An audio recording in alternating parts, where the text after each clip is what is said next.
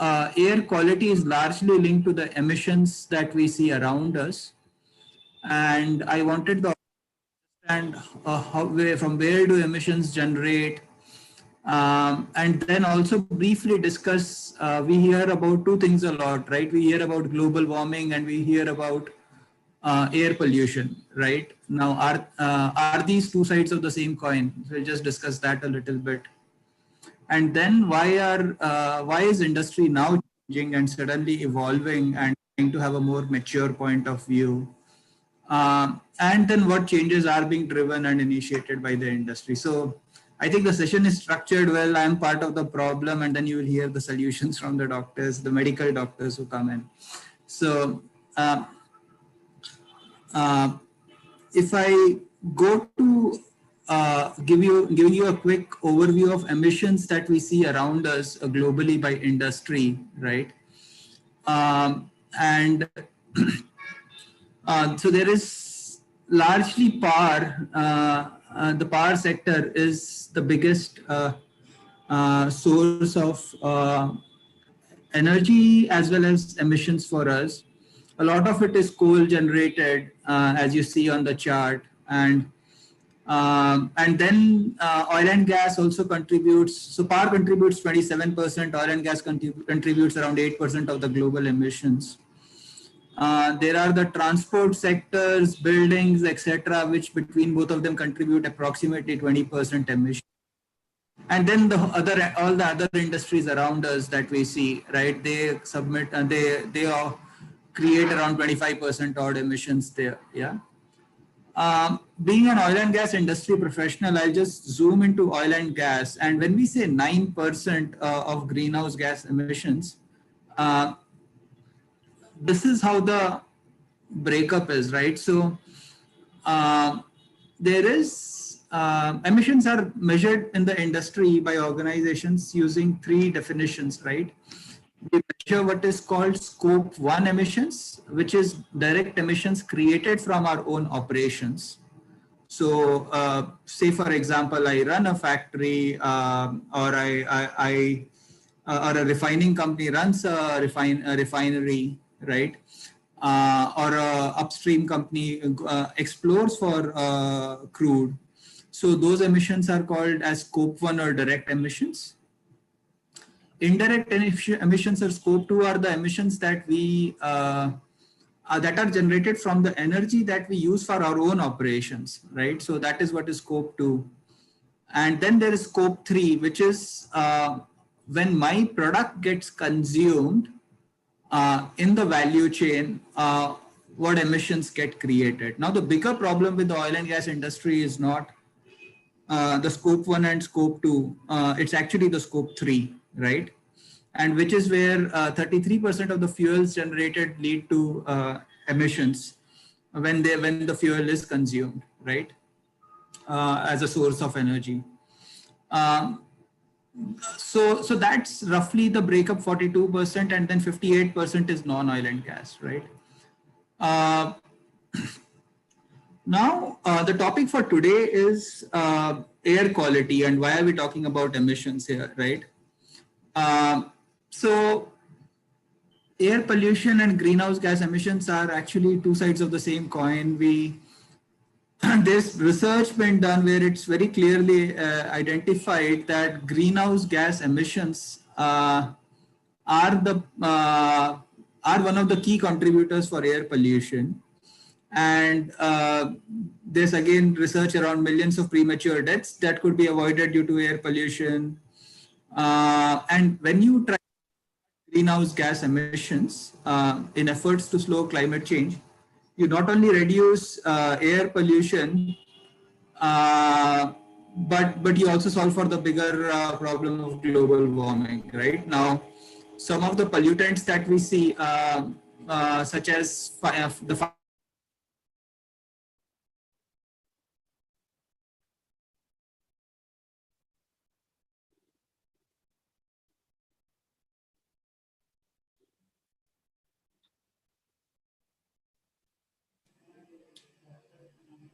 Coordinator, are you guys able to hear? I lost the line for a moment. Same here, Piyush. Hello, Piyush. We also lost the line. Here again. I think Dr. Amit's, Okay. we are there, but his signal may be weak. Yeah. Let's be on standby. Let's try. Yeah, yeah. I think COVID has made us experts, and Zoom. Zoom had a complete different meaning. Today, Zoom means meeting people. It's not magnification. It's not moving fast. Now I'm trying to fill up the gap, holding your patience and then engaging with you. It was a very interesting discussion. Amit started getting into the details, and he has been working with some of the global companies, the largest oil and gas companies, and wanted to share by the time Amit comes, he has created an organization where they have started measuring pollution and publishing it. And that's something, some amazing work. It's across the industry he is doing. And he is trying to, that organization is trying to make emissions also a part of the balance sheet kind of a thing. What's the impact on them? Yeah, sorry. I don't know at what point of time I got disconnected. Can you hear me? Yes, we can hear you, Amit. Did you you were talking about the scope 1, scope 2, scope 3, and just after scope 3, we lost you. Okay. Yeah, sorry about that. You share the screen, Amit. Okay, 1 second. I'll share the screen again. I think I had a blip with my internet service and got disconnected. Okay, so sorry about that. So like I said, scope 3 is where we go and the fuel that we produce that gets consumed leads to 33% of the emissions worldwide. Yeah. The other topic that I was going to cover today was around air quality, which is the primary topic for today, and the linkage for greenhouse gas emissions, right? So air pollution and greenhouse gas emissions are largely two sides of the same coin. Yeah. So whenever greenhouse gas emissions occur, we release a lot of fine particulate matter into the air, right?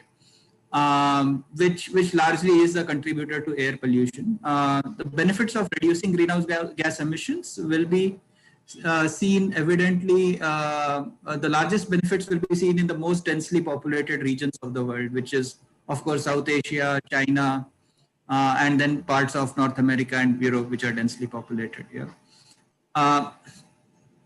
Now, having discussed this, now the industry operated in a certain manner, right, for 100 plus years. Why is the industry now changing? The industry is largely changing not because of overall good intent, while I would love to say that that's what we are trying to do. There is a fair amount of investor activism that is happening, right, where the industry is now being forced to change because some of the largest investors representing like pension funds who represent $2.4 trillion worth of assets are saying that they will invest only in portfolios that are committed to net zero emissions. Yeah. Also, the cost of renewable and cleaner sources of energy, cleanable sources of energy is consistently dropping. So now, for example, a solar or a wind-based energy source is priced at approximately 2/3 of what it was priced at 2011. So the cost has reduced by 67%. Yeah. Also, there is greater implementation of carbon taxes, what is called carbon taxes on carbon emissions worldwide. So today, 20% of the entire world's carbon emissions are now being taxed. Yeah. So that is where the industry now sees that they don't have any other option but to change and move towards reducing emissions. So every organization that you will see will talk about 2 years that I have noticed in my industry, and I'm guessing in other industries too. One is 2030, and the second year we talk about is 2050. everyone largely is coming up with an objective where they are saying that we will reduce our emissions by 50% by the year 2030, and we will reduce it 100%, or we will become net zero emissions by 2050. Now that again is many years worth of 3 decades from where we are today, but is hopefully we are headed in the right direction there in terms of tackling some of these challenges. Now, what are the changes being driven? And this is, I just wanted you to get a flavor of what is possible, right? So again, now, if you remember the chart, I talked about 9% scope 1 and scope 2, and I talked about a 33% scope 3. Now, this is what the industry is doing is 9%, what we own, right? We are trying to attack for that. So if you look at the industry, we are broken down into 3 segments. It's upstream, midstream, and downstream. So upstream is where we get the crude and natural gas out from Mother Earth.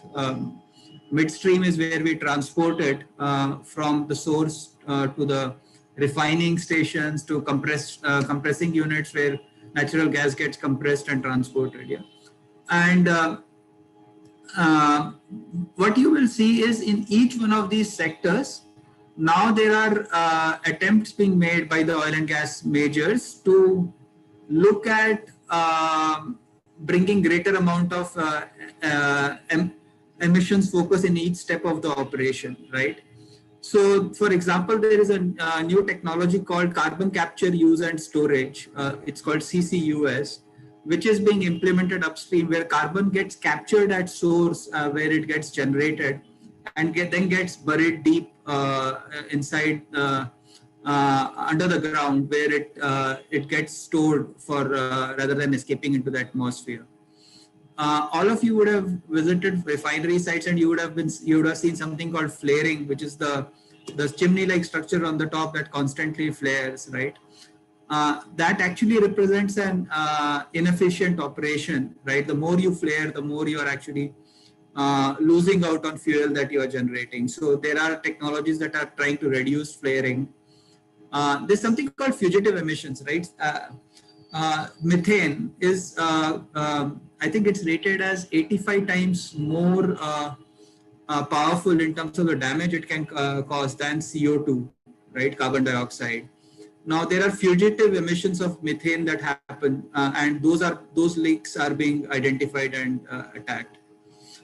There's of course the crude transport that happens using large vessels or ships. There's refining, where again plants are trying to move to sources of refineries are trying to move to alternate sources from crude to vegetable oil.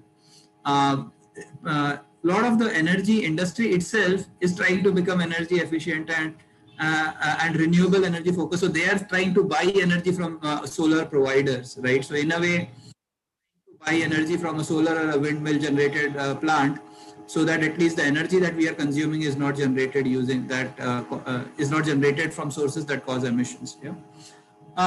So this is what we are largely seeing in our industry. There is also what I call a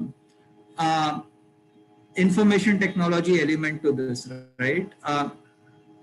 Till now, there is measuring emissions itself is not a science per se, because the diversity of sources and operations where emissions happen is so diverse that there are no unified ways of measuring emissions, and there are no standard scales on how you define and what you define as an emission, how do you measure it. So there is a lot of heuristics that are being used to measure emissions. And what the industry is doing, and I represent one such company, it's called Pidex, is where we are now collaborating amongst ourselves between upstream and downstream players in the industry to identify how we should measure and track and report emissions. Yeah. So there are organizations. One such project is called the Carbon Disclosure Project. So all of us in the industry now disclose what are our scope 1, scope 2 emissions that we are responsible for.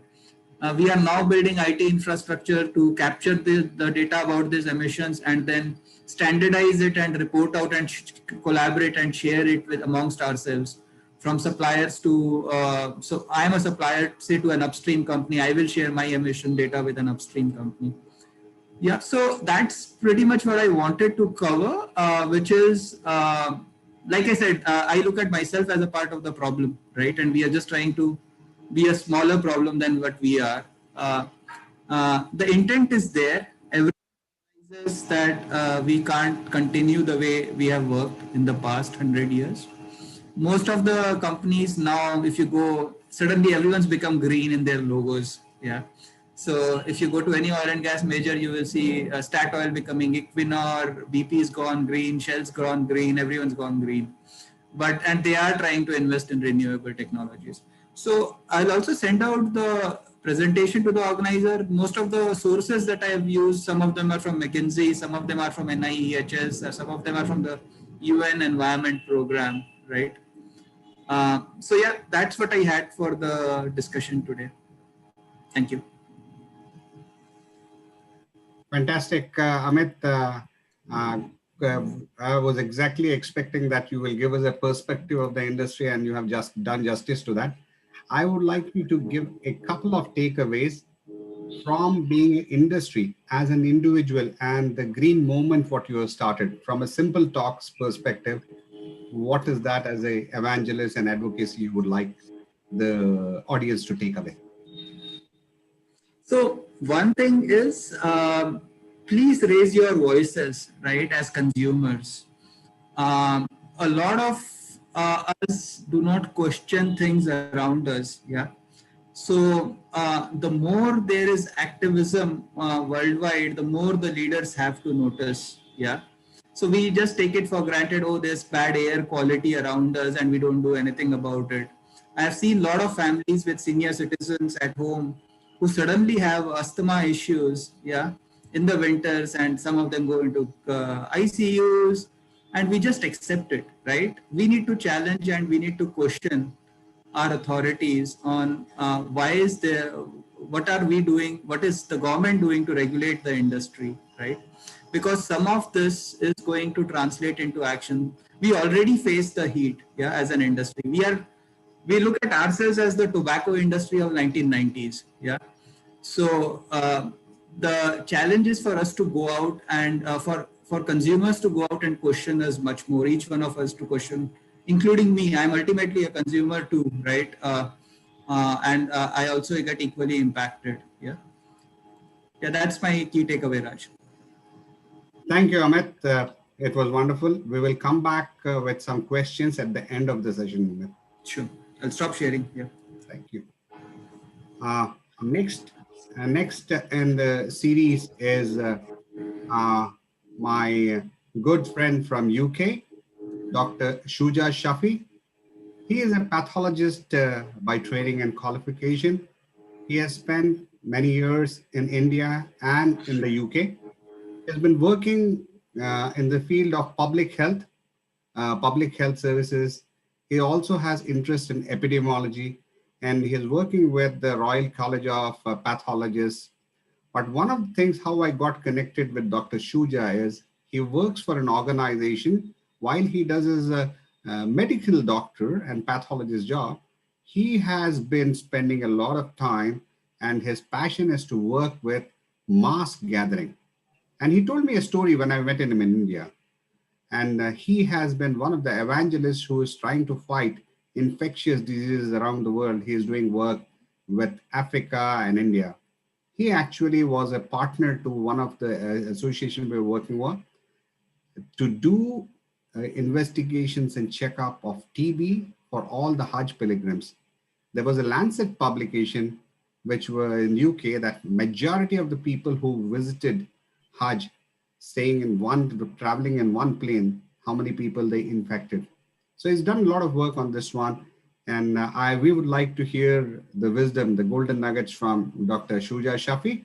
Dr. Shuja, if you can start trying to share the screen, and that we will hear from him what he brings to Simple Talks today.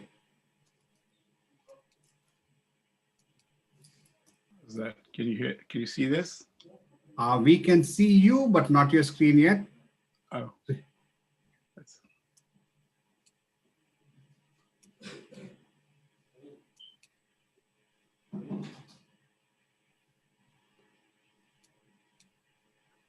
You got it, the green button, screen, Yeah, share screen. Yeah, it's well. Yeah.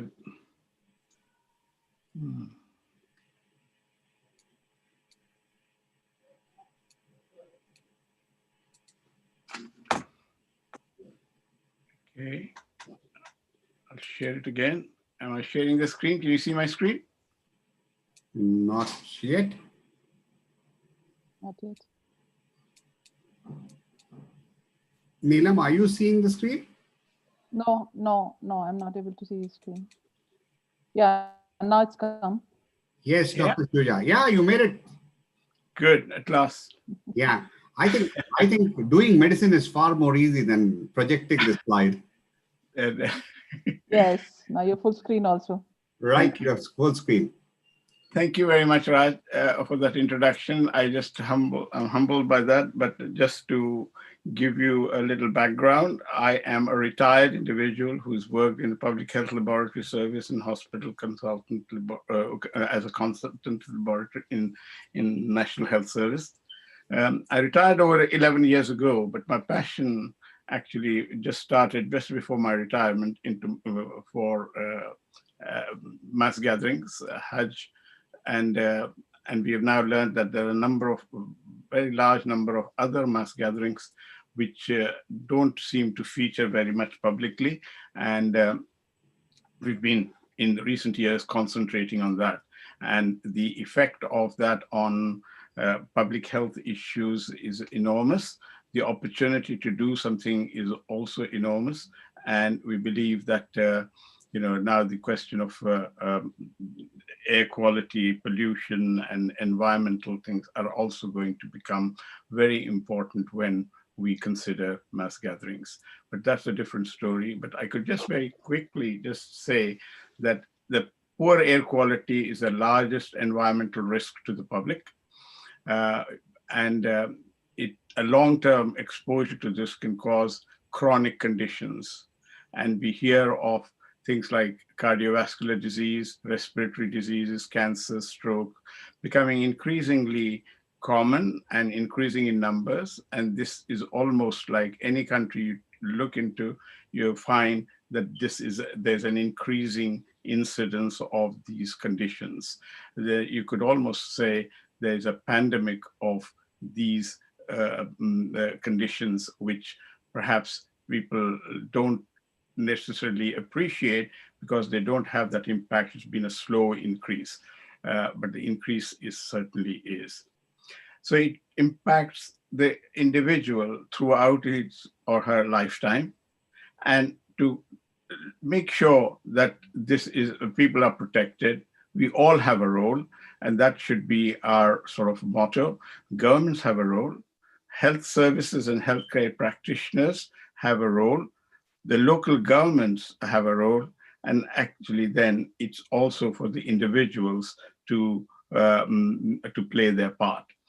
So here it is. Air pollution affects us all, as I said, human health, animals, plants, and the atmosphere as a whole. And we interact with each other. So anything that is either ignored will have eventually an effect on one of this chain, if you like.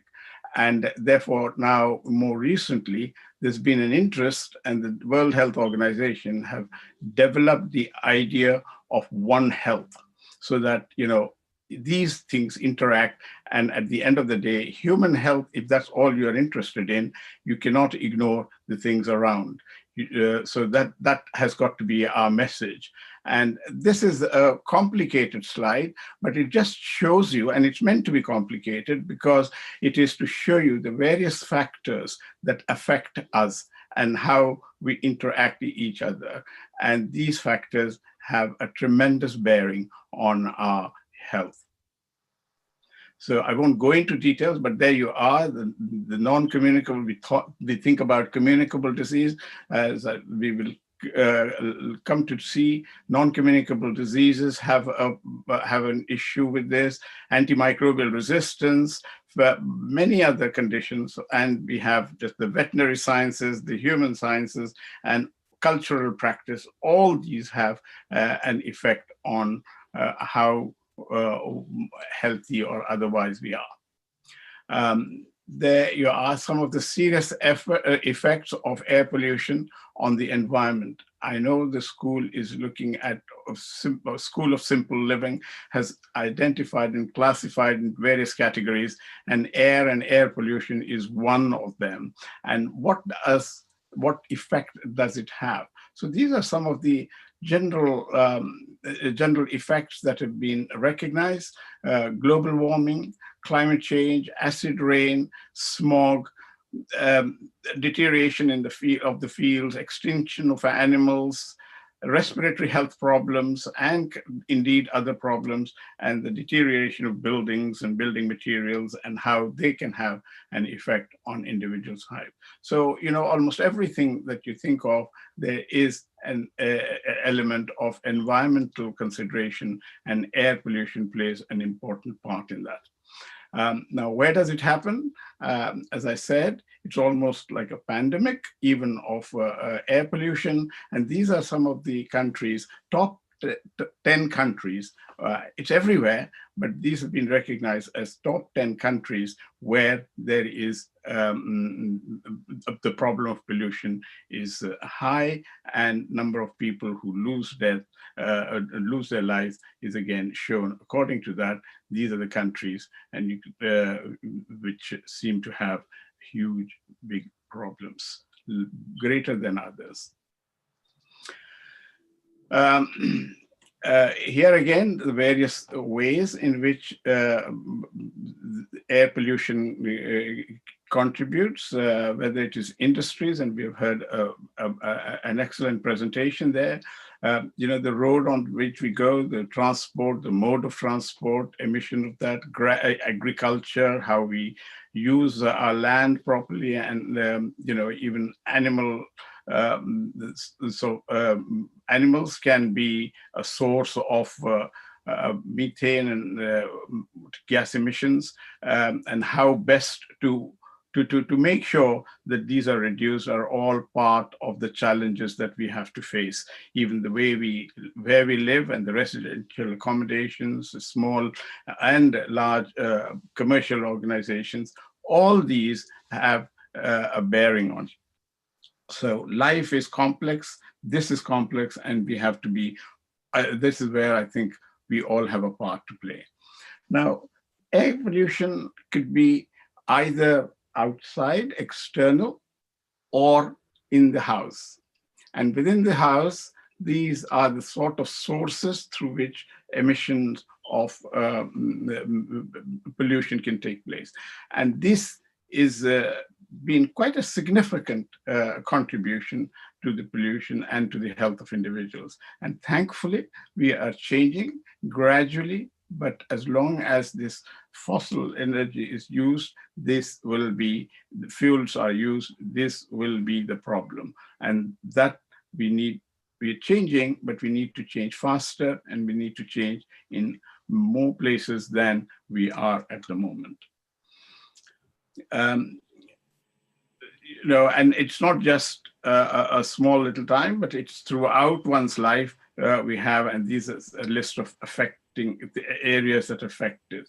And you just wonder, how huge is this contribution, or air pollution contributes to our health, or ill health, should I say. And you would notice that all these conditions that have been recognized, that have been listed out there, are things that we are increasingly becoming aware of, and we're told that there's a rise, these are on the rise. So I just want to share with you a story so that it's a learning story, which is very important. And I thought this is a very timely decision that we have had recently. And I think I'd like to share it. The story is air pollution can kill. That's the moral of this. This is a story of a bright, vibrant 9-year-old girl from Southeast London. And she developed asthma.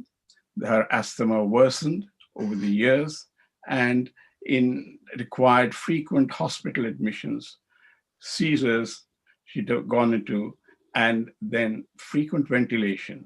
And over a period of 3 years, she had something like 30 plus admissions to hospital, requiring, as I said, intensive care, ventilation, etc. Unfortunately, in 2013, she died. So that's the girl who you can see, bright, vibrant, with a lot of future, but she lost her life. The mother, a very determined lady, wanted to find out what is it that killed her daughter. And she received different stories, different explanations, but she wouldn't give in. The inquest, which is into the cause of her death, Ella is her name, Ella's death, stated something like, something in the air might have contributed to her death. And that troubled Ella's mother, and she persevered. And a series of investigations, advice from experts, research, etc., helped her to make a case for a second inquest.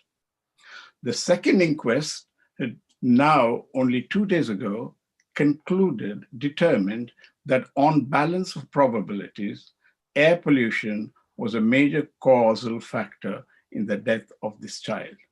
Now this, we believe, is a landmark decision which has put on the map the cause of death as air pollution. And therefore, if we want to prevent things, we want to do something about it, this is a very strong, it may be just something that we all know about or we hear about, but there it is. In legal terms, the cause of her death has been introduced as related to air pollution. And the more these are recognized and put on death certificates, the more people will become aware. It's one of the many things that can be done, and that is to determine whether this has, what role air pollution has contributed in an individual's death. Now, it's very difficult to prove, but the process has started, if you like. This is the road, not very far from where Ella and her mother lived, and you can understand the emissions and thing. Now, this is nothing just about specific to London or Southeast London. I think you would certainly recognize things like this in wherever we live. So it is again a universal problem. And here it is that it was seen such a remarkable and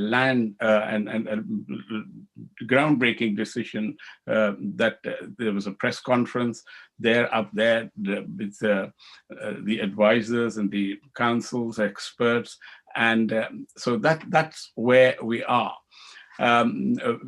So I think that's very timely for us in the sense that it has made us concentrate our minds on this more than we have had in the past. And it's a killer. It's a killer in that something like 7 million now people seem to die each year in air pollution related conditions. And the contribution is both in the household as well as in ambient air. Household, as I said, the various possibilities, but it contributes significantly. So we can't just talk about pollution in the air outside, but also we've got to look at and the household inside as well. And just as a comparison, the number of deaths estimated by various other well-known conditions is much smaller than air pollution death as has been recorded.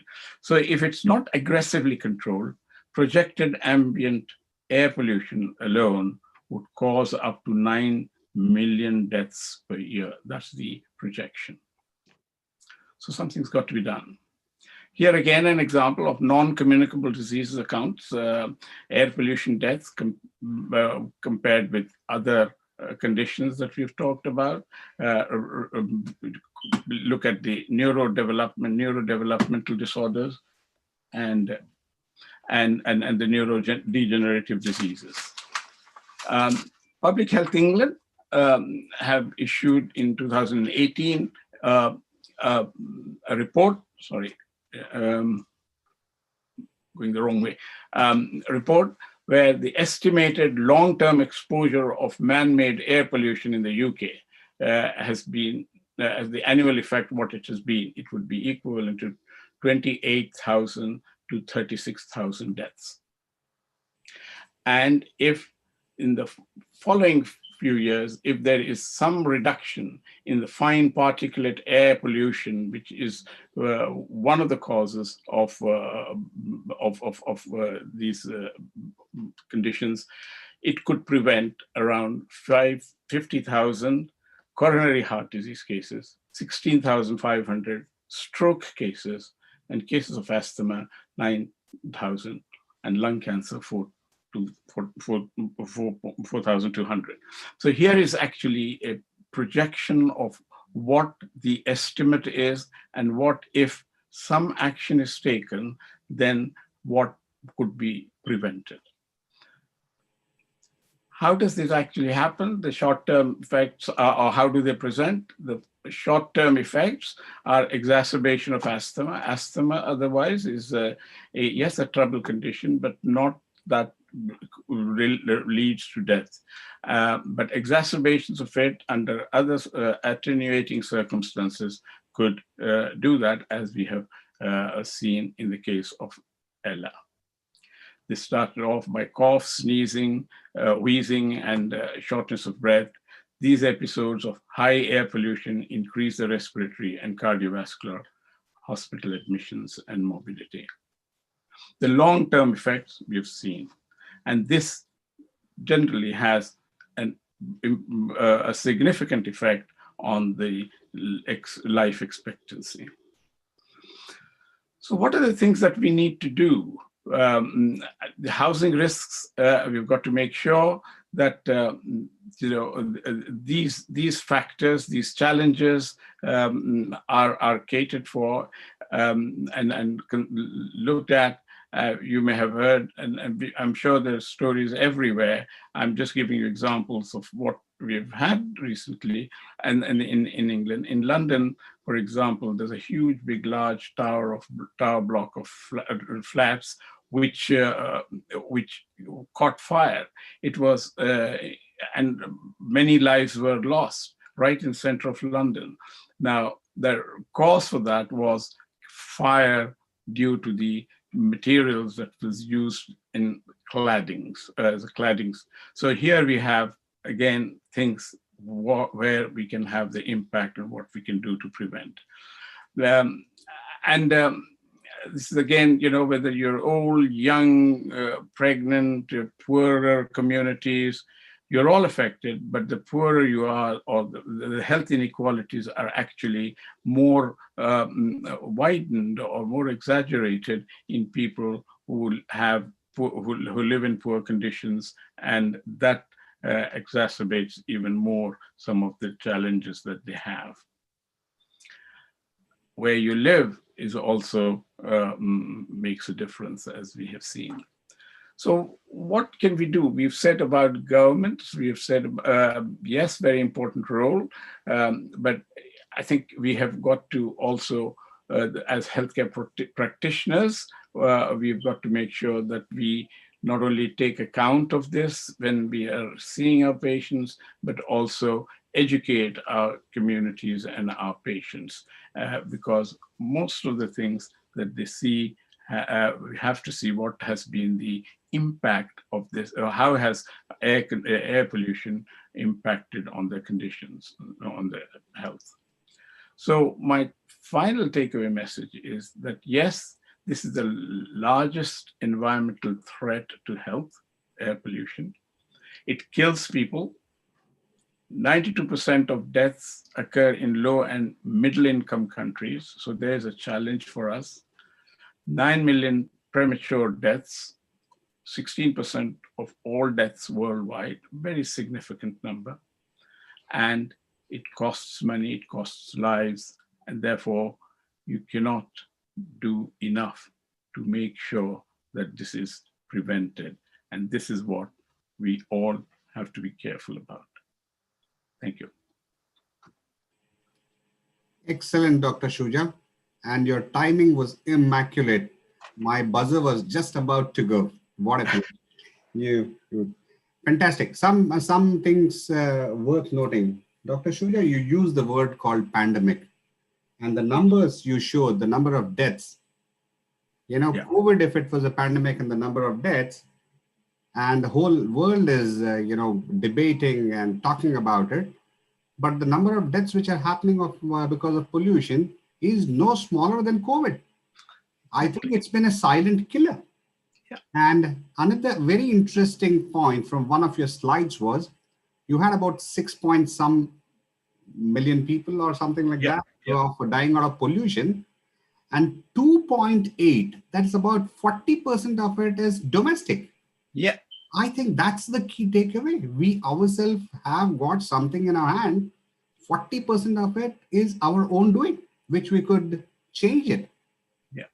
Yeah, very interesting. And the Ella story and the verdict, that is a landmark verdict. And that's going to change that pollution area. Now it is legal and we can make accountable somebody for the deaths and the morbidities and the suffering of the people because of pollution. Thank you, Dr. Shuja. Now we will come to the question answer section a little later.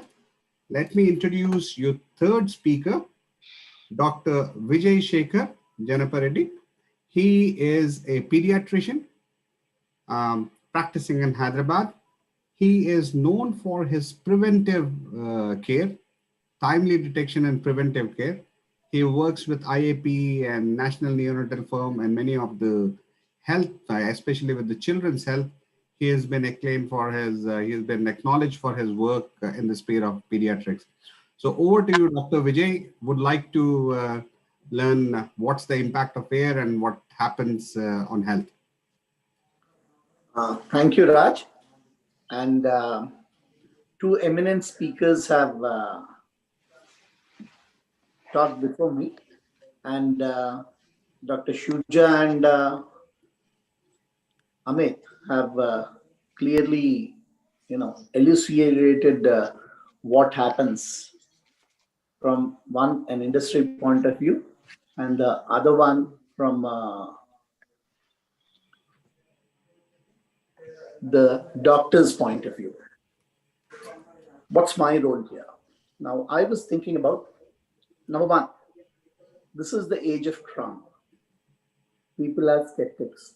They don't believe anything. Everything is doubted. So there will be people who will say air pollution is a myth. It doesn't kill. So do we have proof? WHO, as Dr. Shuja said, has estimated the deaths, and the methods of estimating these deaths have become very, very specific. Despite that, Dr. Shuja admitted that some places we don't have a direct link to say that, yes, this was the cause and this is the effect. So skepticism will be there. Now, our role, my role, especially today, is to say, do we have proof? If so, did this COVID pandemic help us get that proof? I look at it in two ways.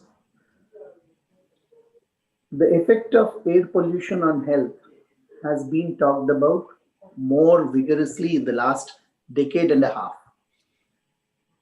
Every November, December, and Jan, we have a huge uproar about what happens in and around Delhi.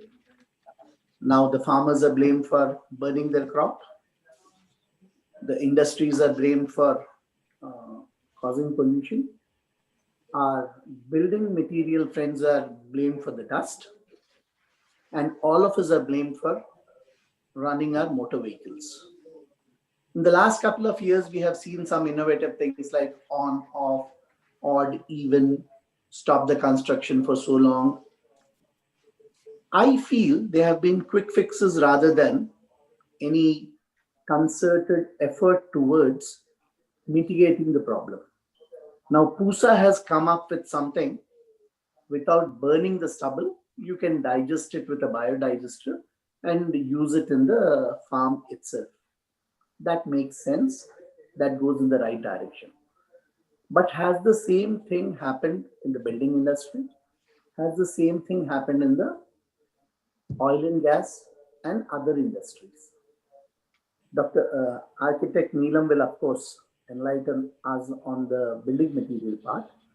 And what I gathered from Amit is there is a intention to do something about it. But the intention right now is concentrate on the 9% rather than the bigger one.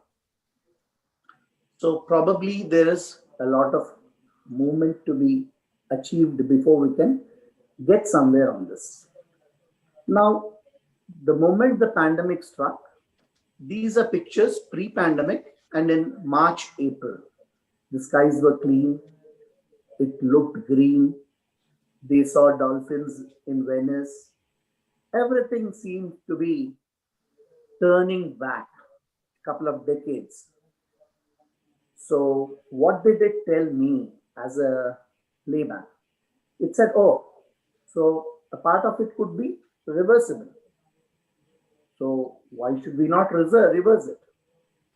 Then by October, November, all of us got tired of the lockdowns. The picture became evident that yes, we cannot survive with a total economic shutdown. And the industry opened again so that we could earn and live our lives. Now, living our lives look like this picture. This is what our living means. Why are we here? How did we reach here? The major problems any pediatrician will point out is our numbers. If we are going to grow our population in this way, there is no way out. You have to feed them. You have to give them a way to earn their livelihood. And when the numbers are so huge, the production has to be good. Heavy production causes these things. And if it has to be made cheaper for the lower section of society economically, to make it available, you cut corners. And when you cut corners, you have huge pollution. Now, the impact of the particulate matter, the PM 2.5 that is seen everywhere on TVs when we talk about the weather, viruses reproduce and spread faster when the PM 2.5 increases. Our body stops responding efficiently to viruses, and our white blood cells and viral clearing slows down dramatically. Now, this is proven research. The next part is, as we came to the COVID, everybody knows about the enzyme ACE2 and the receptor that is there in the lungs, because this is the major receptor that the COVID-19 uses to enter our lungs. But there's been studies on this for quite some time now, from the SARS epidemic prior to the COVID-19 epidemic. And what did they find? Smoking and pollution dramatically change the way our ACE2 receptors in the lung behave. And this increases our chance of these viral infections. And this is, I am talking about specific evidence from a disease perspective, so as to convert our skeptics into believers. We have listed other two proteins, DC sign and L sign. These are mainly in the immune response part. Now, this is a study. The first one was published in Cardiovascular Research. The second one from the Harvard School of Medical Health, Public Health, and the third one is a Dutch study. Unequivocally, 27% more deaths in East Asia, 19% in the US, 15% more deaths worldwide, just because of the long-term effects of air pollution. And the PM1 2.5, this is an interesting part. A 1 microgram increases the risk of severe disease from COVID by 8%. This may not look huge, but let me put it in perspective. Now, 10 micrograms is considered to be a safe level. Let's presume that today morning, early morning, let's say 3 a.m., we were at 1. And just during the traffic hours, morning, let's say 9 to 11, and evening 5 to 8, it increases to 10. How much has the increase been? Tenfold. And there you have a more than 900% increase in the chance of severe disease, even though technically you are below the 10 microgram per cubic meter level of pollution, just because it has increased that much for a couple of hours every day. So to say that we are living in an area which is less polluted, but if we are using fuels, if you are increasing the pollutant levels even periodically every day, it does have a serious effect. There was a 20% increase in PM 2.5, and it led to a more than 100% increase in COVID infections. Now here we have dealt with three things. One, the long-term exposure. One, the increased chance of getting a severe disease. And three, the increased chance of getting a disease itself. All three were proven beyond any doubt. And these studies are recent, 2019 and 2020. Now, is there a way to reverse it? Yes, there is a way. How do we go about it? Number one, can we put a check on population? That's something that the government seems to be working very seriously on, but probably we have lost steam over time. Probably more needs to be done on that front. Who are the people where population is rising rapidly? The poorer sector. Where is the pollution more? The poorer economies. Where are the deaths more? The poorer economies. Why are they becoming poorer? You are exposed to pollution, you are exposed to poverty, you are born, more chances of being born premature, more chances of ill health, more chances of having a stunted growth, stunted academics, poor earning, and then the cycle goes on. Something needs to be done, and it needs to be done on a war footing, basically because no problem is local. After COVID, all of us know, no problem is local. A problem starts here, the effects are far-ranging and wide-ranging. Everybody gets affected. So there's a need for a concerted effort to get on to this pollution business. Now, there's one more interesting thing. What did COVID do to pollution? Okay, we know pollution increased COVID, the severity and the chances of getting it. Did COVID also increase pollution? The amount of grey water now that is generated, both domestic and commercial, has gone up probably 10 to 20 fold. I know for myself that in the hospital that I work in, we are spending 30% more on chemicals, sodium hypochlorite, some sprays, soaps in water every month, month on month. And then we also have the need to wash our hands frequently. So the amount of water, the amount of soap, the amount of chemicals getting used has become dramatically more. Also, what has increased, unfortunately, is the single-use plastic. That has gone up because everything has to be sterile. Our masks have to come in a sterile pack. Our gowns have to come in a sterile pack, and they have to be just thrown back. There's a huge increase in the biomedical waste. Now, once this goes to incineration or dumping, the problem has to only increase. If it's incinerated, more air pollution. If it is put into the soil, it takes time to get digested. Then we have so many masks. Everybody has to wear a mask. Now, what masks they are using? How are they disposing? Also, what we have seen during the COVID pandemic was a dramatic increase in the pollution in the indoor air. The air quality indoor has become very, very poor. One, probably smoking, probably too many people staying at home, and the consequence of that. Now, what do? Can we protect ourselves against air pollution? Can we protect ourselves against COVID? A cloth mask, a properly stitched one, properly worn one, can give you about 30% protection.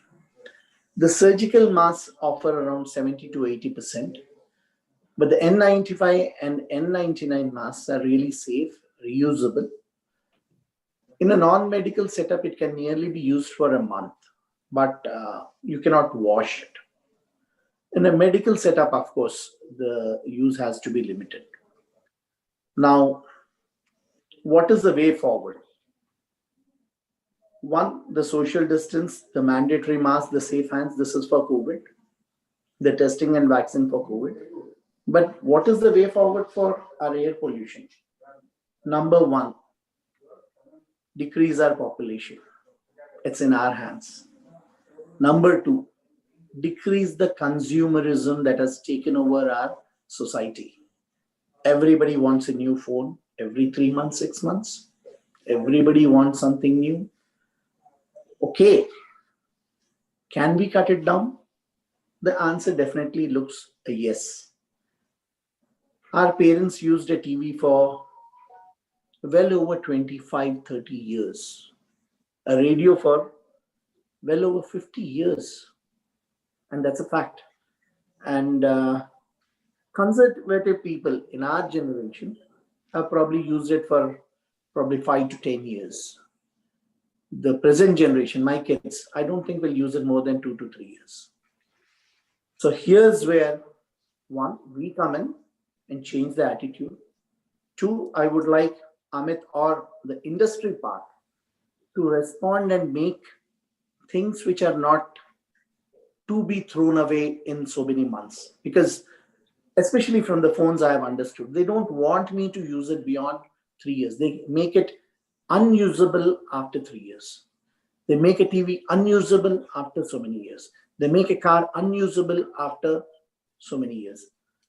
So I can understand the industry wanting to sell more. So if you make a Prestige pressure cooker, after a while everybody has it, you can't sell it anymore. You make a Sumit machine and the company goes bankrupt and broke and closes down because its machine, Sumit machines never go bad. While I understand that, is there a way, is there a mid path where we can decrease the amount of waste that we are generating, that we have things which can be used for a longer period, efficiently, effectively? Can the industry make a mechanism whereby we will be using things for a longer time, not destroying things faster? So one, my role as a pediatrician, look at population control, look at safe health measures, instill in people the idea about simple living not as a slogan, simple living in every facet of our life, whether we eat, drink, wear, have a social gathering, whatever. Can it be simple? Can it be made only up to the essentials, not splurge? Then the industry has to look at whether it can make it possible for people to live like that. Now the industry is making it impossible for people to live a simple life. So this is where we are at, and I'll take questions after this. I'll stop my screen now. Thank you, Dr. Vijay, Director of the Medical Director of Bloom Hospitals. That was interesting and something. Can you hear me? Yeah. So to the audience, something very interesting which Dr. Vijay brought to the table was, what is the effect of pollution? I think many people talk about it. What is the effect of COVID on pollution was an interesting twist in the story. That how can COVID increase the pollution? That was a complete contrarian way of looking at things. And thanks, Vijay, for putting that perspective that we have COVID has increased the pollution by the amount of masks we are generating, the gray kind of a water and the chemical usage at every domestic hole. I think that is that's a good one. I think that's one key takeaway. That COVID, Neelam, I think that. I would like to put in one more point. Yeah. The first 6 months of the lockdown, by locking down, we would have saved around nearly 3.5 million lives by decreasing the pollution. And COVID probably will kill just an equal number, even after it runs its course in 2 years. So that is how badly we are hurting ourselves. That's scary.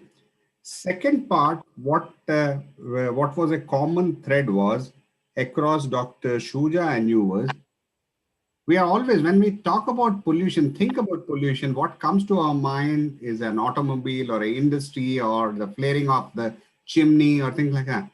We wouldn't have even realized that 2.8 million people are dying of domestic, pollution. And what you made is COVID, the amount of bacterial or the microorganism load in the house, because never the people density of the house. People go to work, even a nuclear family in India, the father, the mother and child, they were never 24/7 in the house. So the amount of microbial load and the exhalation load in each room has become more. So there are some very interesting questions coming out from the audience. Air purifier. So would you like to take this question of how does air purifier in home help fight air pollution? Is this the new way? Everyone should have against consumerism. We add one more gadget in our house now, air purifier. Till we are able to get a handle on the pollution itself, it might be worth it to use an air purifier. And how it works is sucks in the air, has filters, you decrease the air pollution inside. Now, is it an effective way? Yes, it is. But is it a long-term solution? It cannot. You are just attacking the air after it has got polluted. The idea would be to decrease it. Yes, we have to save ourselves for the time being. We have to use it. But then we have to look at longer-term solutions. Thank you, Dr. Vijay. Amit, there is a question from the audience, Mr. Prakash. Do we need to monitor indoor air quality in homes and offices? What is the safe distance from sewage plus effluent treatment plants, which are coming up in large numbers? So again, the sewage question, I do not have enough expertise on to comment. But the indoor air quality is, from whatever I have read and researched, is deemed to be equally challenging and needs to be monitored. is what I understand, but I'll definitely let Dr. Janappa Reddy and Dr. Shafi comment further. So I do understand that indoor air quality is a concern and needs to be monitored. Dr. Shuja, would you like to expand a bit on the sewage effluent treatment plants and the question? Yeah, I think, thank you. Yes, it plays a very significant role. My experience or my knowledge of it is more related to antimicrobial resistance and pharmaceutical industry effluents. And that there are examples of that causing big problems there. So yes, it is a problem. We've got to solve that. We've got to address that. I just wanted to talk about the internal, household air quality. I think we've got to relate things. We've got to take a more broader outlook. Yes, you can purify the air you live in the household. Yes, but I think we also need to find other alternative, innovative ways. In countries where there's hot countries, what about ventilation, improving the ventilation? Because here we are, for example, trying to encourage people, particularly in relation to COVID, to do things in open air. We are not allowed to meet in the house, but we can, depending on which type of lockdown situation we are allowed to meet outside the house. So I think ventilation, improving the ventilation would be ways of doing that in the household, and the architectural and planning of those would be they're long term, but I think those are the other alternative, innovative ways of thinking that we should put. It's not a short or immediate term solution, but that's what we should be looking at in the long term. Thank you, Dr. Shuja. Dr. Vijay and Dr. Shuja, there is a question here. Raj, may I request? I'm not able to see the visual of the speakers actually. Yeah, now I think Dr. Sethi has come. Shuja also, he was not visible. Yeah, all of them are while he was speaking. So take okay, sorry, tile, maybe take a tile view. You can see all the speakers. Okay. Okay. So, thank you. I hope you are able to see now. So, Dr. Vijay and Dr. Shuja, there's a question: is asthma hereditary? Not relevant with this topic, but I think the question has come. You may want to look at how can it be controlled. So I would like you to answer this question, address the, question, but also talk about the impact of pollution on asthma. That will help the audience. I think Dr. Vijay is the right person to answer that question. Yeah. Is asthma hereditary? A part of it is. What we would call in medical parlance would be a multifactorial causation. It's not purely genetic. It has got other factors coming in. Now, what does air pollution do to asthma? It definitely exacerbates it. It makes it easier for people to suffer from asthma as the pollution levels go up. Pollution, along with viral infections, worsen it even further because they are the triggers. Now, can we prevent asthma? Yes, we can. One, healthy living. What would that be? We can cut down on what we can. Household smoke, whether it's smoking, whether it is agarbattis and whatever things that we have. Do we really need home fresheners, something that gives a nice fragrance? Do we need it? Do we need all out? Do we need mats, coils, those papers to be burned to keep the mosquitoes out? Or can we have a slightly cumbersome thing like a mosquito net or a net for the doors and all? So these are the lifestyle changes that we have to influence people to take up on, rather than go for a chemical means and a quick fix which does it fast. Now, regarding if a family is living a healthy life, adequate exercise, right food, good air, good exercise, even though you're an asthmatic, even if though you have the tendency, you may go through your life without manifesting it. That's the truth of asthma. There are people who think, no, I'll brazen it through. I'll go through all this. It hasn't done anything to, well, Trumpism at its best. What else can you say? Thank you. Okay, so these days there isn't a meeting without Trump. So we got the word Trump. So it had to be just like a Hindi spicy masala. Okay, I don't see much questions from the audience. So let me, as a moderator, ask to Dr. Shuja, what is that one thing you would like every citizen to do? I think the one thing I would like to do is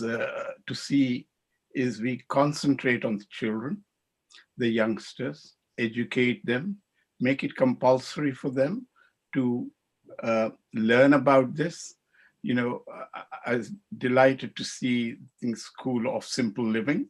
I think, that should be a topic for almost like a life subject for every school. Every child should go through that, because when we say we all have a part to play, we cannot actually ignore the future of our children and the future generations to be taught about this. So I would really put a very big importance to this.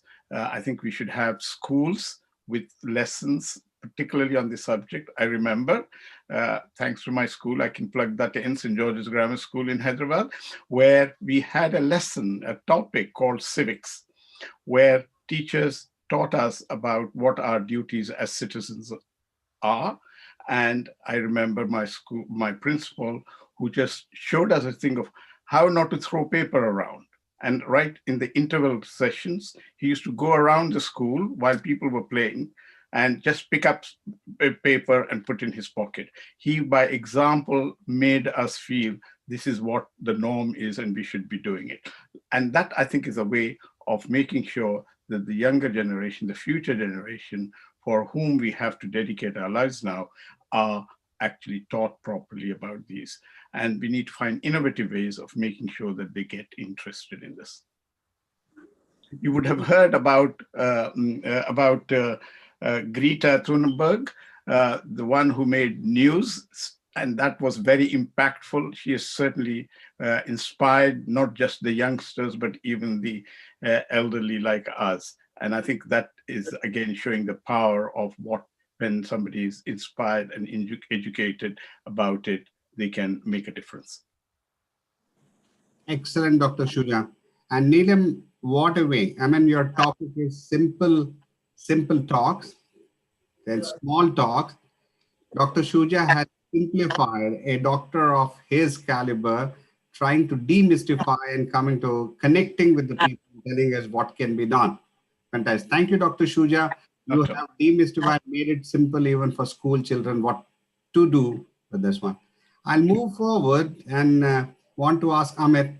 I want a total opposite view. What is that one thing you don't want people to do?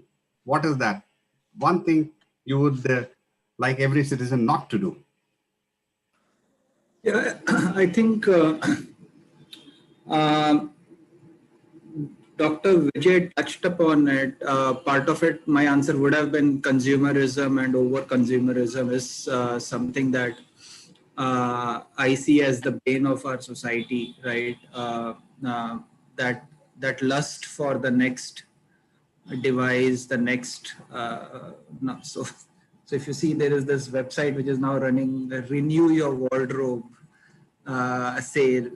There is no reason for anyone to renew their wardrobe, right? I think there is a brand in Europe, it's called Patagonia.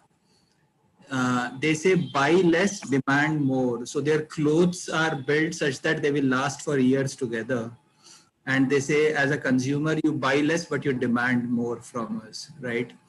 And I think it's not a small company. They sell around $700-800 million worth of clothes every year.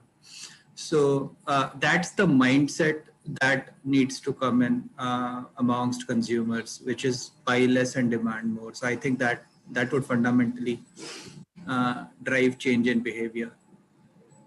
Thank you, Amit. Patagonia. Yeah, I think the way you illustrate change, Once you give some, theory, you back it up with then an example. These are the examples and the stories which stick in the mind. And I'm sure the audience will go and Google Patagonia and check that.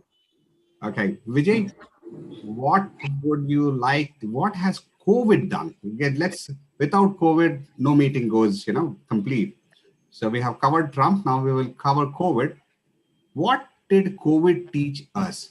What are the positive lessons COVID has taught us, which can impact the air pollution and these activities with COVID, which has given a good practice session for the 6, 7, 8 months? One wonderful thing that has happened, unintended, but did happen after COVID was any hospital, especially if it dealt with kids, if it dealt with infectious diseases, were running at 10 to 20% of their capacity only. This is a fact over India, and I have seen it in Hyderabad with my own eyes.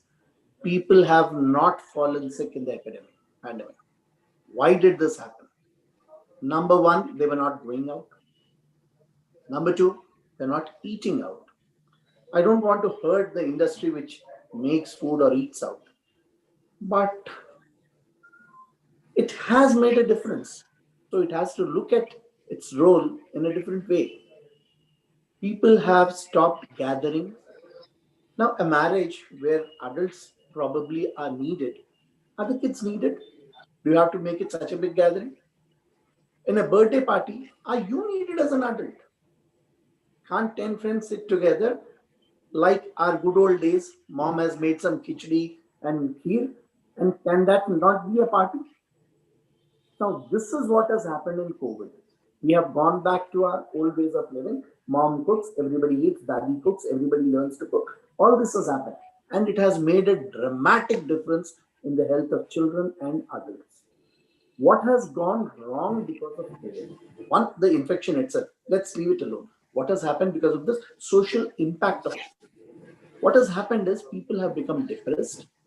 People are having anxiety issues, and people who are on the borders are getting pushed into mental illnesses. So what did I realize? School is important. Playground is important. That COVID cut it off was a bad thing. We need to find a way to make it happen, COVID or not COVID. What shouldn't have happened was every outing is to a mall to buy things, to a restaurant to have food. Now that was something, when it got cut down, improved our health. So if we learn something out of it and make a change, a little change also, probably the illness load on India would come down by 40 to 60% easily if we make some changes.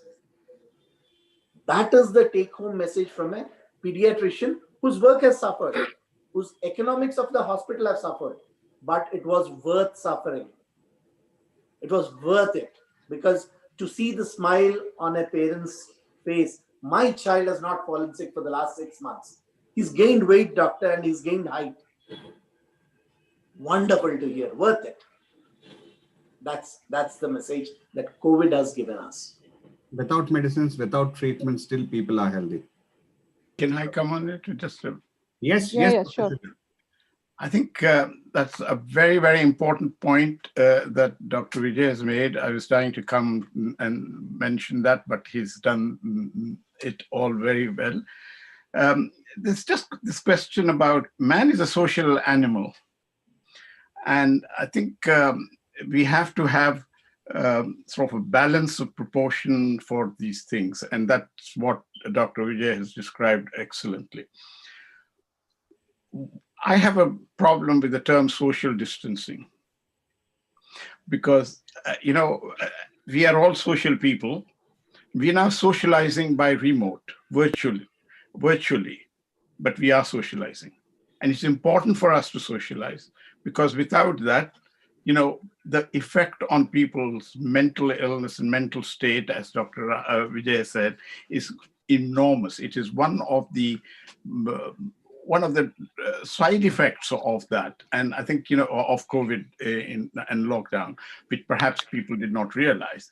And so I think it's very important. And the use of the term social distancing to me means that we are actually somehow suppressing that. And perhaps we should call it physical distancing, which is what really we are after, but improve and encourage socializing through means not necessarily large gatherings or getting together physically. So that's one thing.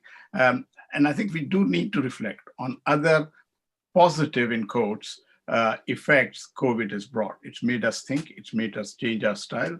And as has been said by Dr. Vijay, we should really look at, say, why don't we go back to the things that we used to do in the past and gain the maximum benefit of it. It's made us sort of reflect on this, or we should be reflecting on this. So I think, yes, number of lessons to be learned. Perhaps we should use COVID as a control before. What are the things that were going wrong during COVID? Which aspects improved, and make sure that we implement that post-COVID, which I hope is going to come soon. One word I would like to say. I'm a pediatrician. Our national conferences would attract around 8 to 10,000 people over a week. A big extravaganza where you'll have parties, food, all kinds of stuff. Of course, academics would be a part of it. The best thing that has happened to our academics was we have eminent speakers from all over the world without spending a cent, without spending a dollar. They are teaching us probably better than they were teaching us in that conference, because the seats would be limited in each hall. Yeah. And you're not spending anything, you're not splurging anywhere, you're not taking up space, you're not using your transport, you're at home and benefiting from it. So a virtual conference, I think they should just simply ban those physical conferences. The amount of money that used to go into it, the amount of wastage of time, energy, and everything that went into it. I think that is one change our entire medical faculties. I don't know how it happens in the engineering and architect side. Should we really have a physical in-person conference? I really feel this is a much better way of having a conference rather than that. And Dr. Vijay Shuja very well said, conferences this month. I have been, indulging with conferences, parties, and have been a party animal myself. The conference to ek bahana hai. The rest of the thing is, chai to ek bahana hai. But there is a charcha, what happens around it. So there is this meeting and greeting and that physical connect till the time technology really gives that virtual reality, augmented reality. The bhasha is there, but the bhavana is missing. The conference what Dr. Shuja, you and Dr. Amit have given me, had we been in front of each other, today our impact would have been at least about 30% more, having accomplished speakers, right? The physical presence, I see that there is a gap. But, having said that, I really appreciate that what has pushed all the researchers and technologists, and I myself being in the technology space, if demonetization would not have happened from Modi, digital currency wouldn't have reached this particular stage. If COVID wouldn't have come, this virtual kind of a thing would have taken another 30 years. And thanks to the doctors community, you and the governments, the US, Europe, and everyone, they did not allow us to use technology to do medical telemedicine. They said that nonsense. You guys are why do you want to do teleconsult? Doctor cannot see a patient. Now this need has made it legal that teleconsultation and telemonitoring, all these things is happening. The good part is we have access to the best doctors in the world, best faculty in the world at a button. Is it bridging the gap? It is not as much as it should be, but it is reaching there. But I can tell you that the amount of development which has happened in 2020 is equal to the development what happened in 20 years of World War. The kind of revolution what is happening is one, and we will accelerate at a great pace. Today we are more productive. Today India is embracing that only 30% of the people will go to work. Essential. Rest of the thing, hands and feet can be done. Just, Neelam, just imagine the amount of fuel saving. We should, I mean, yeah, the oil industry and everyone has to sell, but let's sell where we are. The market is not going to diminish. The marketing and the smart MBAs, or all of us where we have studied from B school, we will figure out a way whom to sell. If we are selling 10 million liters of water today, we will continue to sell the 10 million liters and increase every year. But we will sell water instead of drinking, to sell them for taking shower, perhaps. I don't know. Yeah. So that's going to change. But a few takeaways is this virtualism has helped us, and the convenience that has helped us, the access to people. The world actually, in a true sense, got flatter only now. We used to hear the term flatter, but in a sense, true sense, it's become flatter. It's getting towards that particular side. Fantastic. I don't see many questions now. Neelam, I hope this particular talks has served the epitaph of you, your school, and that was one. That was one point I wanted to make. The conferences that I've been doing, or webinar that I have been doing on the major issues like energy. Now today we have talked about air pollution, has been drawing at least 80% less audience than other, where you are building, and you have other kind of conferences where it goes up to almost 400 people. Sometimes it has gone. I mean, last week also we had one and it was almost 250 people. But in this kind of a scenario, when we have COVID and we are talking about health issues, people really are not interested. So I have a few questions, and I think if the speakers don't mind, a quick questions to Dr. Amit. Dr. Amit, I think the building industry is told to be the most polluting, especially the emissions that we are talking, and it can go from, I think, and that also takes to energy in production of the material, construction, and then afterwards the usage of it, which is the recurring energy requirement of a building. And that is something which is almost like 40 to 60% in some countries, especially like UAE, where you have most of the buildings which are air conditioned. Your water is purified by also through use of energy and things like that. It can go as high as that. And I was expecting some people, at least from the building industry today, to come and understand this emission problem and the air pollution, because building industry does cause a lot of pollution actually in different kind of ways. But it's so unfortunate today. What is your take on the energy emissions, gas house emissions, especially from the building sector? Absolutely correct. In fact, the buildings industry is one of the few industries. Everyone else got classified as others on the PowerPoint slide that I showed, besides oil and gas and power. But building industry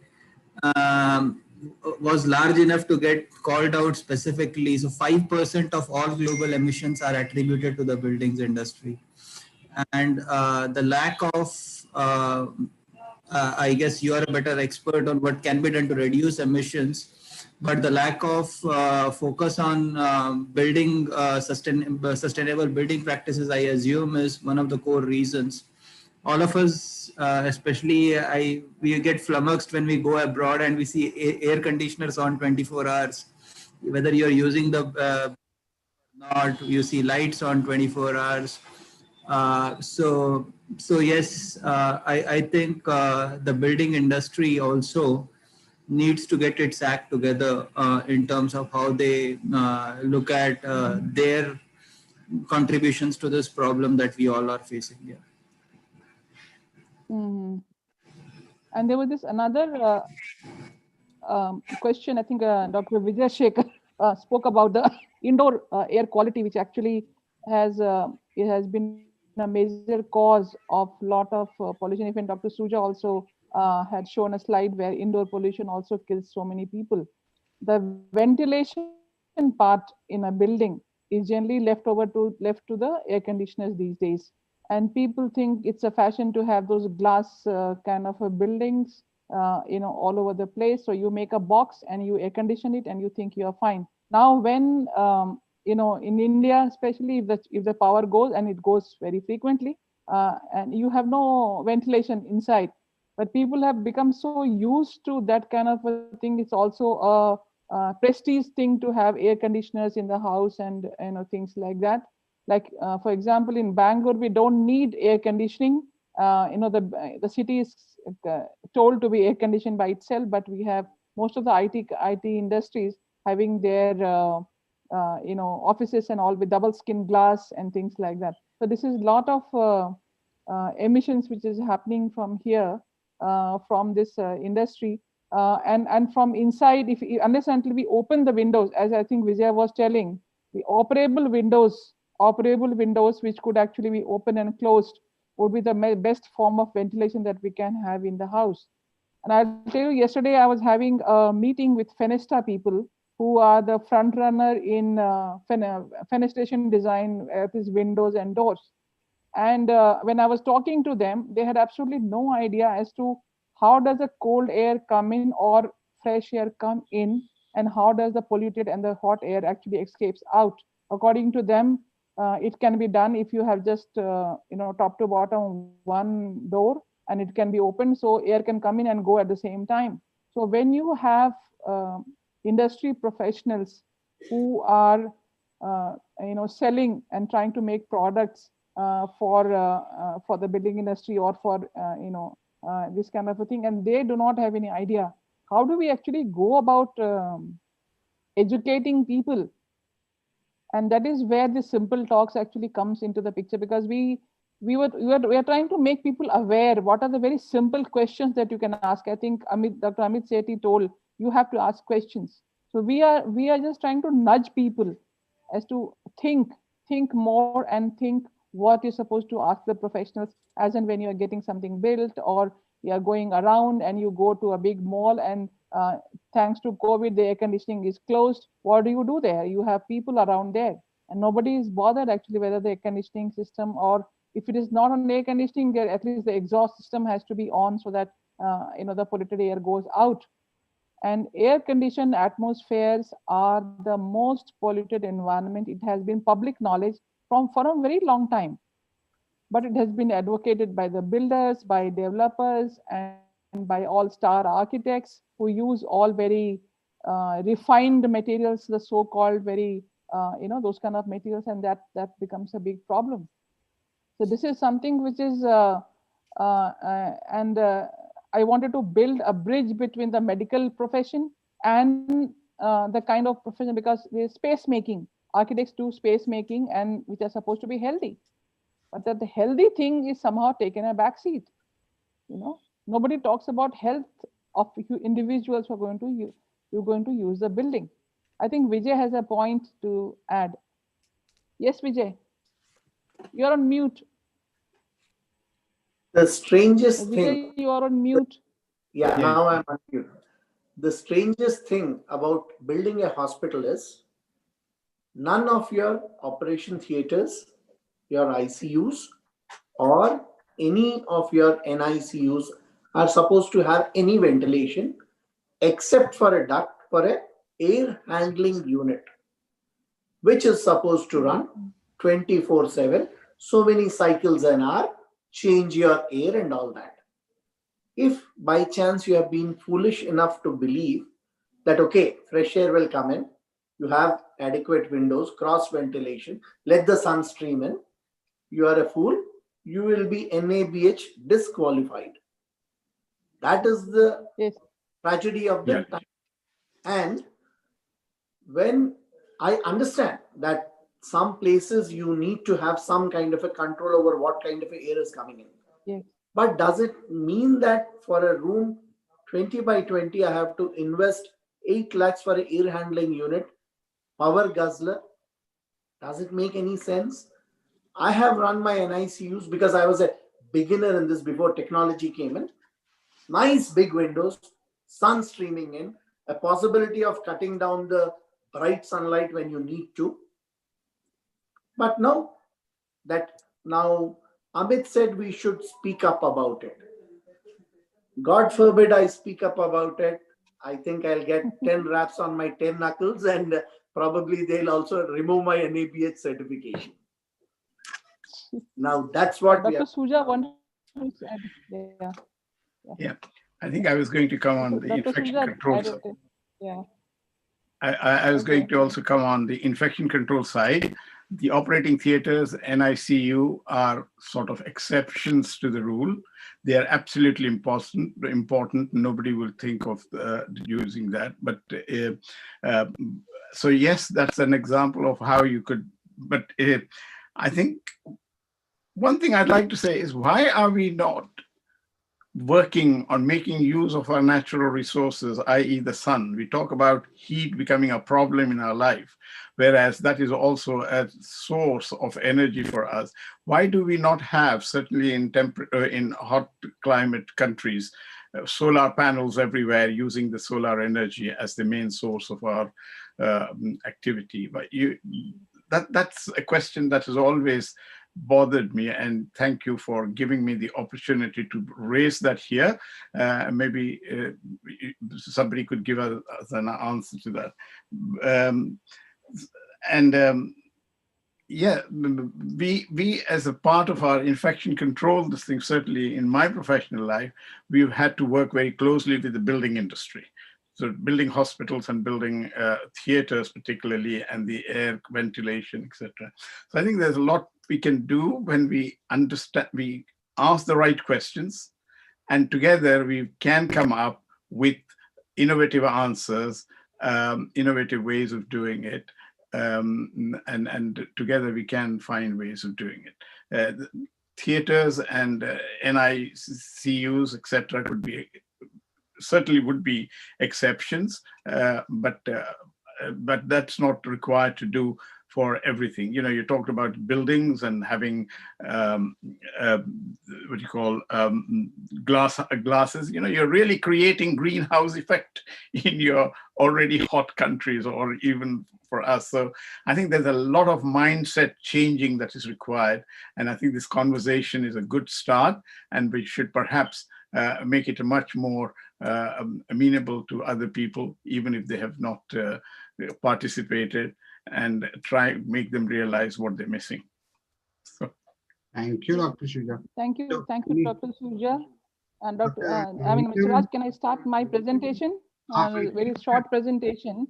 Yes, you have on the 8 project. minutes to go, so we have some schedule, so you can start and get for your presentation and wrap up. Yeah. So, okay. Can you? We Are can you able to see screen. my screen? Yes. Yeah. So I actually from CGBMT, from Center for Green Building Materials and Technology, in the beginning of March, actually, we had our first advisory committee meeting, and even Rajshekhar was there, and we had other environmentalists that were there in the meeting, and we were talking about what is the most current problem that we should be addressing in this particular year. We had Dr. Nitin Pandit also from the Atri Foundation, the director. We had many other very eminent people, Dr. Yellappa Reddy sir, who's a very environmentalist from Karnataka. So we all had taken a decision about taking up mass gathering as a issue, and how to really solve it. And in that, there were several categories actually. Mass gathering, it can be the transportation, schools and colleges, universities. But we thought we will focus on 2 main mass gatherings at the moment, which actually really need a lot of attention, and they actually go out of control in most of the time. And those 2 were actually, this is something like a definition. I will come to that topic. That it has been defined by the World Health Organization as an occasion, either organized or spontaneous, where the number of people attending is sufficient to strain the planning and response resource of the community, city, or nation hosting the event.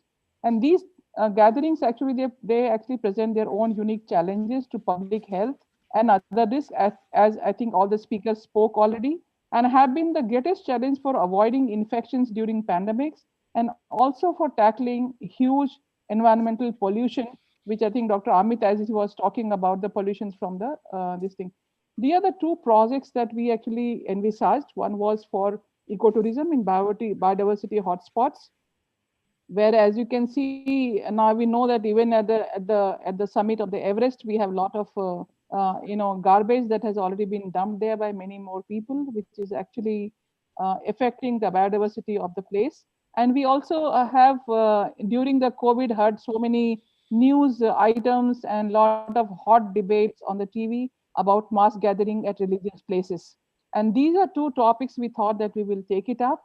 And the way we will take it up is what I will, and this actually, which we thought at first, we actually, when we did it in the beginning of March, we were thinking about the environmental impact of mass gathering, and health automatically came into the picture because we thought of the health of the planet means health of the human being. But we have been trying to reach to people and trying to address, they probably don't understand the connection between the environmental impact of mass gathering to the health of human beings, which they think is absolutely a different topic altogether.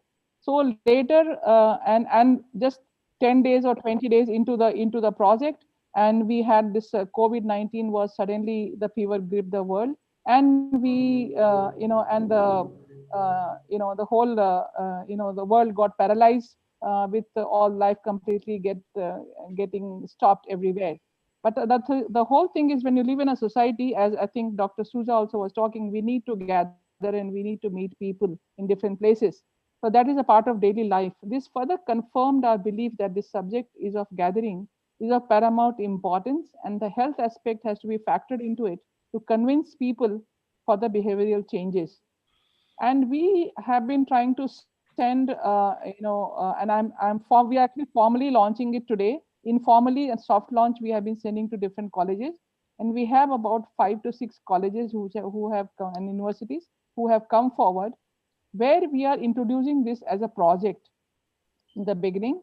And the different steps that will be there, I mean, these are the various problem statement, which I think already have been spoken of by all the speakers. So I will not go into a lot of detail about it, but the other, whatever we spoke, this is the scope of engagement with different organizations that we are looking at.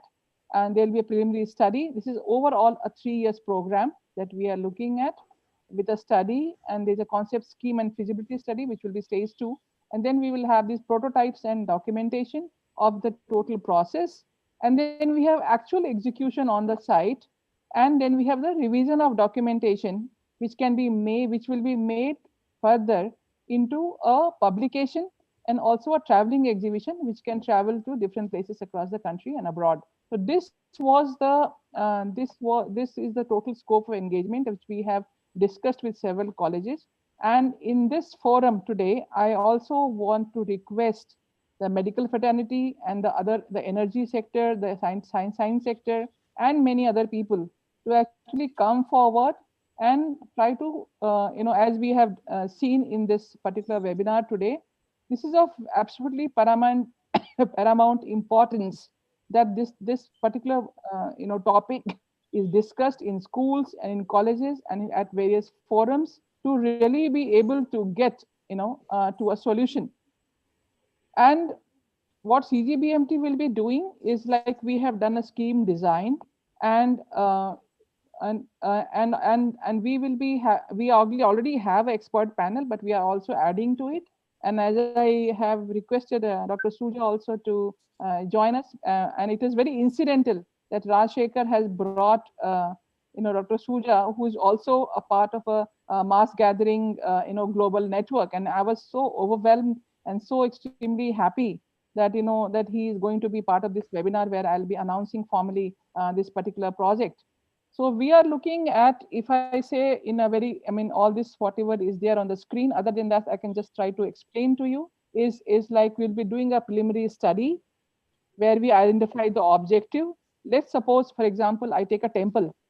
So in a temple, if every day we have about 200 people who actually visit the temple in about 24 hours or 12 hours of when it opens. Suddenly on certain days, maybe about 5 days or 6 days in a year, it goes to 1 lakh people, and 1 lakh people in a space where it cannot take the load of so many people, and all the facilities, all the infrastructure is completely stressed to, it seems.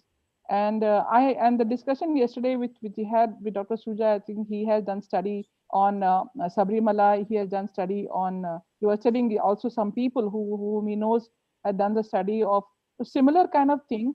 How do we actually look at? How do we actually try to see that these things happen, but we also have the environmental and the health impacts factored in. So we are looking at this public safety, public health, crowd management, and environmental. These are the risks that we thought that we will have. And then we will have the assign the risk priorities. Then they conduct primary research and build network of collaborators. In which they can be the temple authorities, they could be the tourism operators, they could be the PWD, they could be also the the local governance which is there. If it is a village, it could be a gram panchayat. If it is a small town, it could be the municipality. And we get them all together to first identify the objectives. And this we want to close by July 2021, and then set to a goal which will go to stage 2.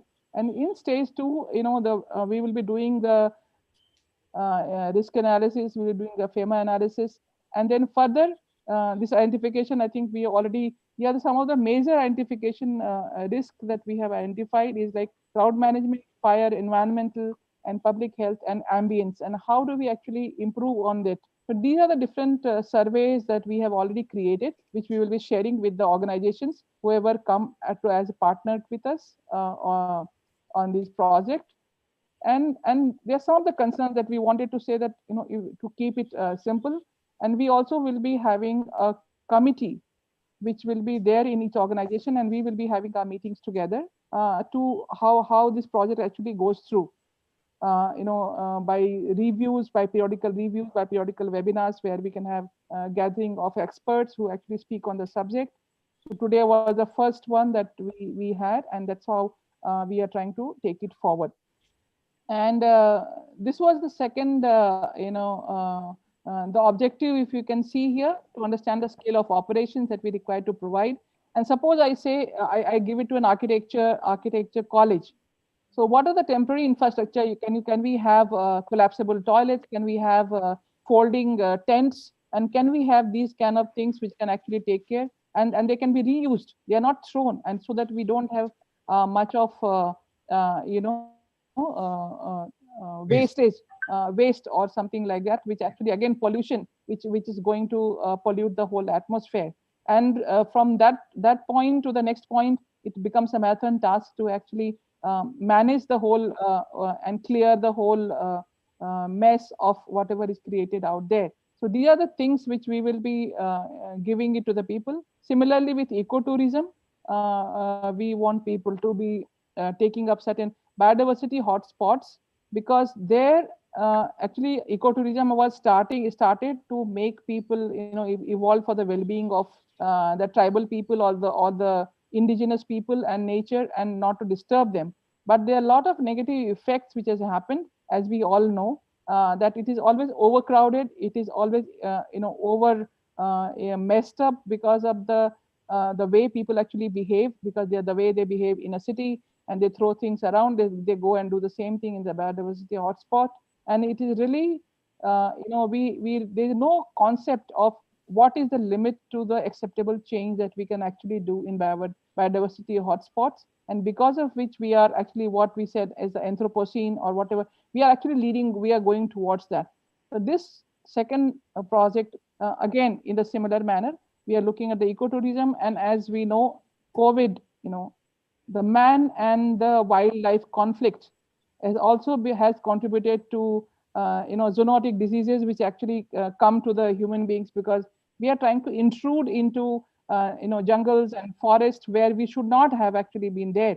And because of that, this is also a health risk factor which we wanted to connect the people to this. So this is something which, again, similar to the religious mass gathering, we have prepared a whole series of questions and characteristics of this. And we would be most happy for organizations to come forward and partner with us, in this particular project to take it forward. And I would really request Dr. Suja to put us up. I'm also now stopping the share. This is stop share. Yeah. So that was a very, I know I rushed through the thing, but that is the idea was since already spoken by all the speakers. I just wanted to relate to it that we already had a project in mind, and incidentally this COVID thing happened, and we really realized the importance of it to do it at a large scale. And we would be happy if a lot of organizations come forward and work with us on this project. And with this, actually, Raj, can I wrap it up, or you have something?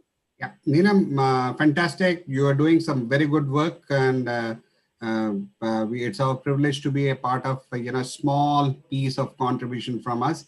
But you are doing some fantastic work. Keep the good work going, and happy to be of. Can I wrap up? Yeah. Yes, please. Yes, please. Yeah. Yeah. Thank you. Thank you. Yeah, because time is running out. I think people are really thinning.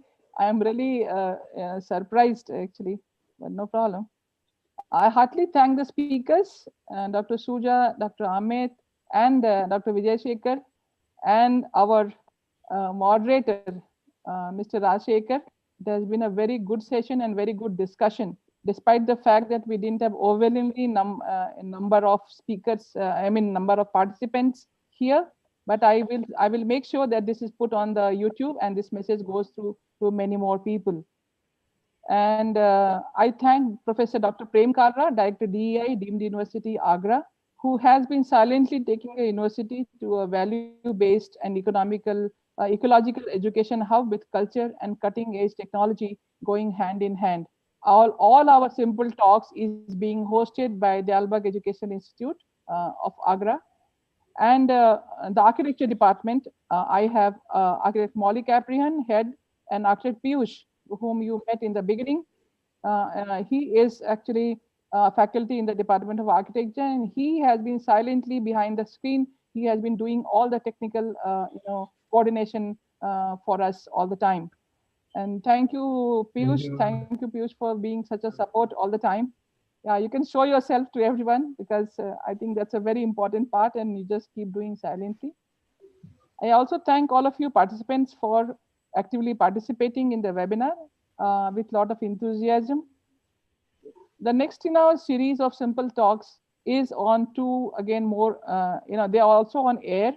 One is on wind energy, and the second one, which I think we discussed slightly today, is on natural ventilation and sick building syndrome.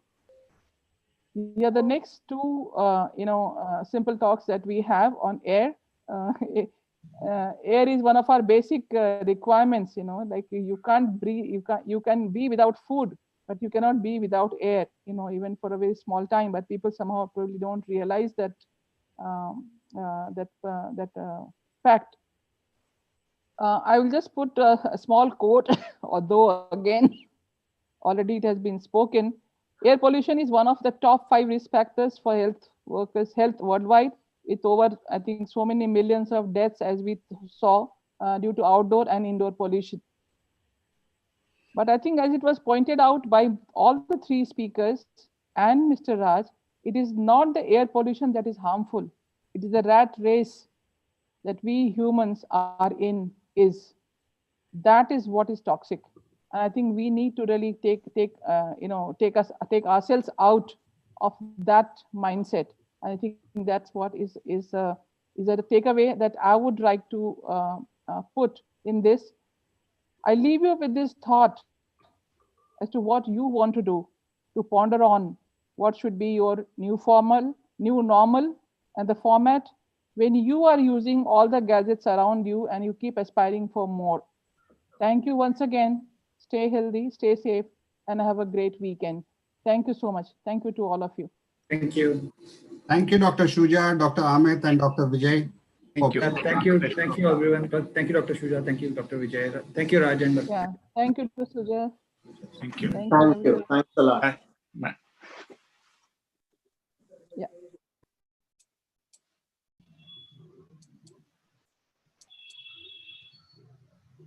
Thank you, Raja. Thank you, Piyush. Thank you, Vijay. Ma'am, can I end this video? Yeah, you can end the recording. Yeah. You can stop the recording. Yeah. We can end the meeting, I think. Not a problem. And thank you so much. So I'll again get in touch with you, Piyush. Yes, ma'am. Yeah, for the next one, and we will be doing it on the sick building syndrome and natural ventilation. That will be our Okay, simple ma'am. talks. Yeah, on the wind energy, we are actually mostly doing a recording and we are putting it up, posting it up.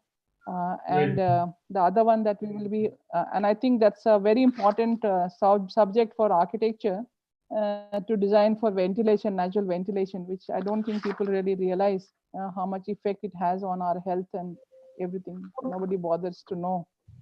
It's very Right. important, right? Yeah, thank you. Okay, And ma'am. thank Take care, you. ma'am. Yeah, thank you so much. Thank you all the audience who is still there with us. Thank you so much.